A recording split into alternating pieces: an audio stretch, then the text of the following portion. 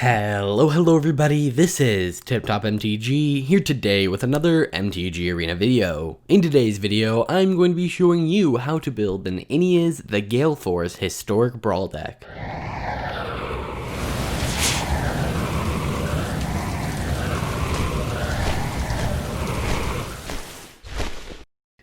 I think that Brawl is really awesome, and a major part of that fun is choosing a commander and building around it. It's a singleton format, which means you have to choose a lot more cards than normal. Plus, since it's historic, there's a huge selection of cards compared to standard Brawl. Instead of just telling you what I built and then showing you some gameplay, in the spirit of Brawl and, more importantly, or more specifically I should say, historic Brawl, I'm going to start with a commander, tell you what works well with it, and then give you my list as an example. That way, if you don't have the cards to make my exact deck, or just don't like specific cards or really love a certain card, you can build the deck however you want based on some simple recommendations. Now, this is my first historic Brawl video, so if you want to see more, Brawl guides about historic Brawl, let me know either by liking the video or by leaving a comment. Before we can get into what cards synergize with Inniaz, let's break down what Inniaz does. Inniaz is a 5-cost blue legendary creature djinn. It has flying and the ability, pay 2 and a white or blue, and attacking creatures with flying get +1/+1 until end of turn. It also has the ability, whenever 3 or more creatures you control with flying attack, each player gains control of a non-land permanent of your choice, controlled by the player to their right. Now, because Historic Brawl is only 1v1, that last ability essentially just says, whenever you attack with 3 or more flyers, swap 2 target permanents you and your opponent control. So, think about it like that when you're playing in 1v1. Overall, this commander has a clear theme of playing lots of flying creatures. It also wants to play cards that can be given to your opponents, like auras, or cards that say lose the game, like 9 lives. Now, there are a lot of cards that work well with Inniaz, so I'll just break them down into a couple categories. Now, this first category is good flyers. This list is not just going to be me naming all the flyers in Historic, it's just some of the flyers that either have nice utility purpose or are just good.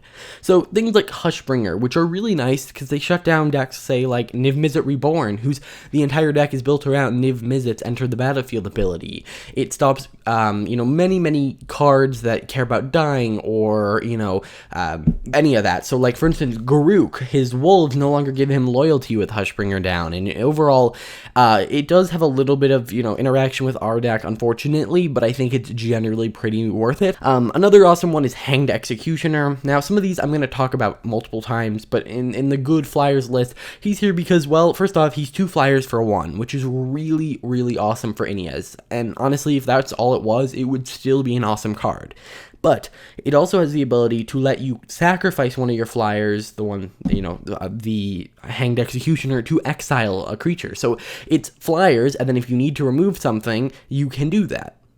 Then we have Kinjali Sun Wing. This is more of a stacks card, but it makes your opponent's creatures enter tapped, which means that if your opponent is playing, say, a deck with flyers or reachers, there's a higher chance they can't block, which means that it may be safer for you to swing. It's also just really annoying to play against, and it's just a nice utility flyer. Next, we have Linvala, Keeper of Silence. Again, just another kind of, utility, stopping your opponent from doing things while also being a flyer. I mean, the commander, Inniaz, really just cares about having 3 flyers. And, I mean, the way I built my deck, I built it around that second ability, not the first one, even though the pumping is very, very, very powerful. It's just so much more fun to, swap around permanents. We have Baneslayer Angel, which is just an awesome, you're going to get lots of life, you're going to do lots of things, and honestly, protection from dragons and demons probably matters a lot more in Brawl than it does outside of it. We have Archon of Redemption, which is just an awesome, and I know I've called a lot of these cards awesome, flying synergy card that lets you gain a bunch of life to get ahead of your opponent based on flyers.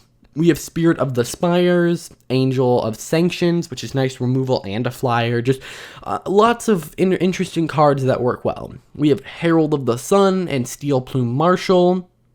We have Saphara, Sky's Blade, and Spectral Sailor. Spectral Sailor is really awesome. You want a lot of small little creatures that, can then swing and do the whole swapping thing. And also, you don't want a bunch of huge creatures, because then when you have to swap away some of your huge creatures. But we'll talk about that swapping here in a second. And Spectral Sailor also late game lets you draw cards to, do stuff. We have Brazen Borrower, which is both a removal spell and a flyer, and it does hit pretty hard. We have a Dungeon Geist, again, just more flyers. Honestly, you could build this deck with just, you could put Inniaz in a bunch of flyers, and it would be a pretty decent deck already. Have Windstorm Drake and Skycat Sovereign. Skycat Sovereign's really, really powerful in the fact that it's going to get very big very quickly, and creatures that get big, some colors have trouble dealing with those, like red and green, have trouble dealing with really big creatures. Now, green can kill flyers, so that's a little off, but yeah, that's good. We have Watcher of the Spheres, which is amazing in the fact that it's going to reduce all the cost of your spell of your flyers, which is basically all your creatures. And it's going to get really big really fast. Of course, if you have Hushbringer out, it won't get really big. And obviously, it's only a temporary boost, but yeah, pretty good. We have Empyrean Eagle, which is going to boost your entire line of flyers. We have Jubilant Skybounder. Elite Guard Mage is going to let you draw some cards and gain some life.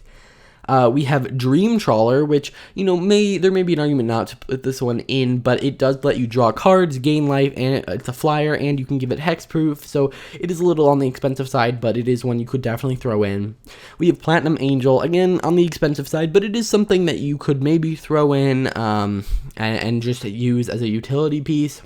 We have Fairy Formation, which lets you, pay mana to draw cards and create little creatures, which then can swing and let you swap, and they're also little creatures that you can trade away with Inniaz if you wanted. Next, we have Tide Skimmer, which is going to let you draw cards from your flyers attacking, as long as you have enough of them, which this deck is all about getting lots of little flyers, not huge flyers.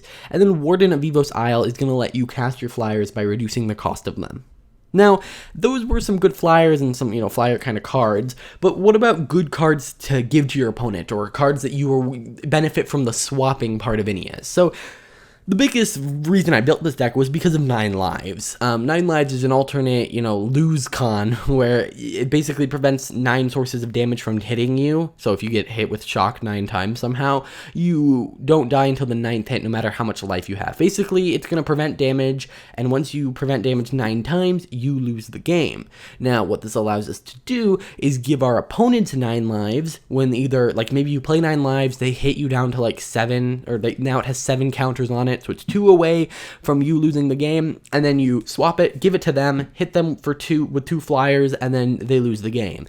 You can also give it to them and then bounce it back to your hand by using Flood of Tears, which will bounce it back to your hand, and you instantly win the game that way. So there's lots of really awesome things you can do by giving your opponent 9 lives. Other good cards that you can give to your opponent are things like Frogify, Kasmina's Transmutation, and Ithomorphosis. Because so one thing you have to understand about auras, and it's really important if you're playing this deck to understand this, that auras, a lot of them don't care who's controlling them. For instance, Kasmina's Transmutation, it's going to turn it into a 1/1 with no abilities. Well, if you can play that on your creature if you want, and it still works.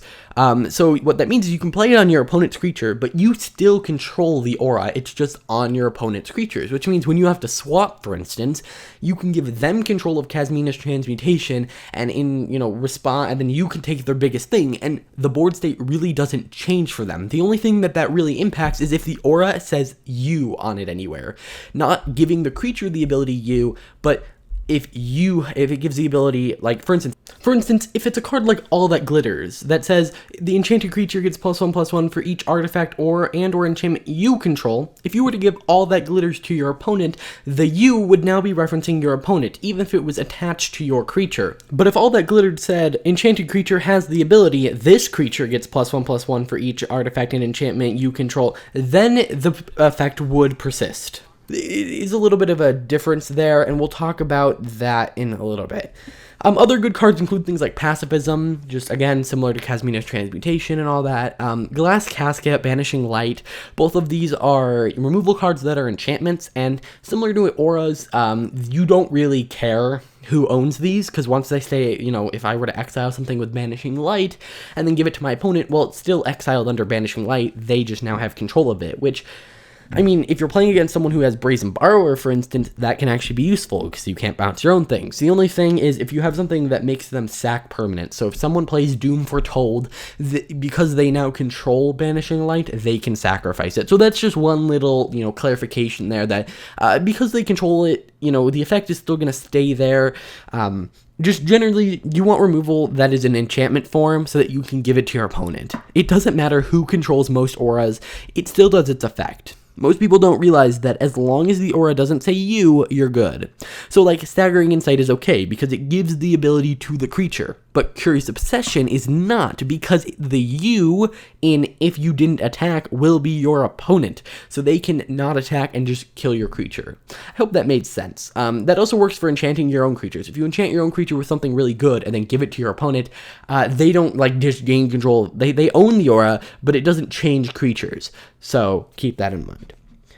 Other awesome cards to give are things like Curiosity, Staggering Insight, and just most auras. Curiosity and Staggering Insight both allow you to gain cards when you hit your opponent, and because you're playing lots of flyers, you'll be able to hit your opponents pretty well.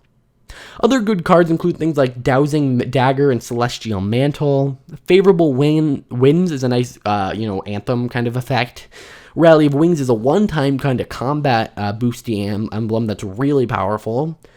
Wingspan Mentor, I believe, is a very powerful card, as it lets you pay 3 and tap to add a +1/+1 counter to each creature you control. Yes, it can put a flying counter on something, but that really doesn't matter in this deck. So yeah, you really just want to pay attention to that second ability, and obviously if you don't want it because it's not a flyer, that is completely valid. We have Dispose Deploy, which allows you to gain a bunch of life based on the number of flyers and create lots of flyers. We have Kira the Great Glass Spinner, which is a nice flyer, but it protects your creatures. Other, good card draw cards include things like Staggering Insight and Curiosity, like I talked about above, or before. Coastal Piracy is interesting, as it kind of enchants all your creatures with a Staggering, or with a Curiosity. We have Curious Obsession, which isn't super great to give to your opponent. What you could do is you could, enchant something and maybe swap it around and then have it die. So it does have some use in terms of the swapping, but generally you just want it for the card draw. We have Spectral Sailor, again, just good card draw. Reconnaissance Mission is very similar to Coastal Piracy. Sea Dasher Octopus is a mutate form of the enchantments. Rogue's Gloves are an artifact kind of equipment version of that. Winged Words, just a good card. Tide Skimmer, we talked about that before. Wind Reader's Sphinx lets you draw for each creature you attack with that has flying. Dream Trawler just lets you draw a card when you attack. Elite Guard Mage lets you just draw a card. Alright, and then moving into removal, we have things like Aerial Assault, which is gonna destroy target tap creature, and you get to gain some life based on the number of flyers you control. Gust of Wind, Lofty Denial. All these are pretty awesome removal spells that somewhat care about creatures with flying. We have Stolen by the Fae, which is a bounce spell that can get quite expensive to cast, but the more you're paying into it, the more 1/1 creatures you get, and again, you just want to have a bunch of small little creatures so that you can activate Inniaz's ability as soon as possible. Brazen Borrower is also removal, which is really awesome. Hanged Executioner we mentioned earlier. And then again, most enchantment-based removal. Banishing Light, Pacifism, any of those style of cards. Prison Realm, any of that. So you want to kind of stay away from I would say Elspeth Conquers Death, but that's not awful because you can swap it to your opponent, and if they don't care, some other good cards are like cards that will sacrifice themselves, whether it be like Sagas, where you can get like the best effects and then just swap it to your opponent. So yeah. You can also, you can build your deck however you want. These are just some cards that have a decent amount of synergy with the commander and that you may not have thought of. Of course, add any card you like. Add more removal. Add another sub-theme. Also, if I missed any awesome cards that Inniaz synergizes with, let me know in the comments down below. One more thing about Inniaz is that it's very open. Just play some flyers and you can win. It's a pretty simple deck that has some more interesting cards that you can put in it though. So it's not just here's a simple deck. It's a simple deck that can be slowly upgraded into a more complex, decision-heavy deck. Anyway, moving on, my deck list can be found in the description. It's not perfect, but it's really awesome to play. And actually, this Friday, there's a historic Brawl event, so you guys can try out this awesome deck.